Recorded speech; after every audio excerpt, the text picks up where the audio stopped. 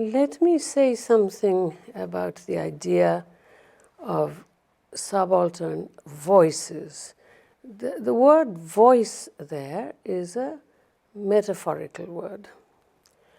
What we mean by attending to the subaltern classes is what they do speak, they resist, they form collectives, but there is no infrastructure for, again, to go back to the metaphor, for them to have their speech act completed. In other words, those around them with the power, the state power or non-state power, do not have the infrastructure to be able to attend to these things. Yes, now I could give you countless examples, but that would take a very long time.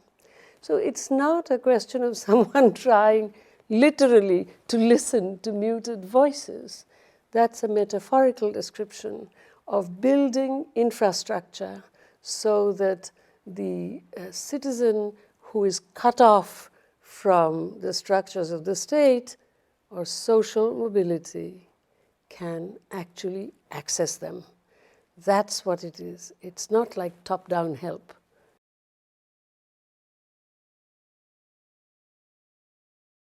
It requires working on many different levels. I work really to sabotage affirmatively liberal education, which usually has been used to produce the comfortable classes. So although the principle of the education is a very good one, what it has produced is oligarchy. So you take the principles of those education, turn it around to serve this purpose. That's my way. I give time and skill. I don't fundraise. I do not give money. I do not give unmediated cyber education, just kind of throw computers at them. And I certainly do not give school buildings. I give my time and my skill, as I do at Columbia, so down below, for 30 years now. But that's not the only way. Above a certain level, in most countries, there is education to produce intellectual labor.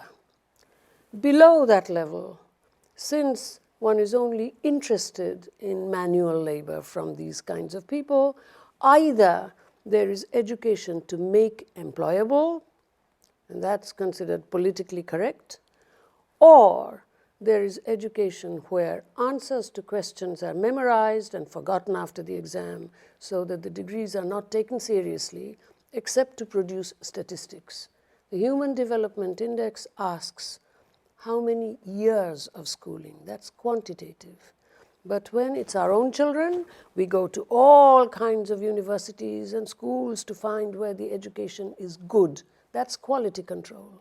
So to an extent, this is the difference. My own vice chancellor or president, as we say, of the university says to me, "Gayatri, your standards are too high." And I laughed at him and I said, "I'm sorry, no, your standards are too low." And I should tell you that my standards are the same at Columbia University as they are in my rural schools. In other words, to develop intellectual labor, the possibility of intellectual labor in those who are in the subaltern classes, landless illiterate. You can't go very much further down.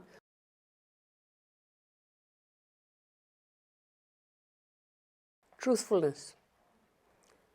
I mean, you know, for me, someone who has been so deeply influenced by the critique of humanism, philosophies that consider that individual agency is not all important, it's very difficult to use that word, truthfulness, because I don't think there is a clear, objective truths that you can find. But truthfulness is a quality. It's a quality in the individual of not being afraid to say what she thinks. I'll make a simple analogy. If you want to develop your body, you go to a gym.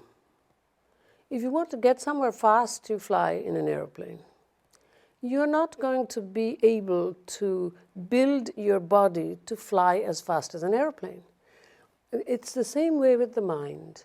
You cannot, in spite of what the popular neuroethics, etc., people say, you cannot upload a computer into the brain. In order to develop the muscle memory, to develop ethical reflexes, you have to work with the mind as you work with the body in order to develop it.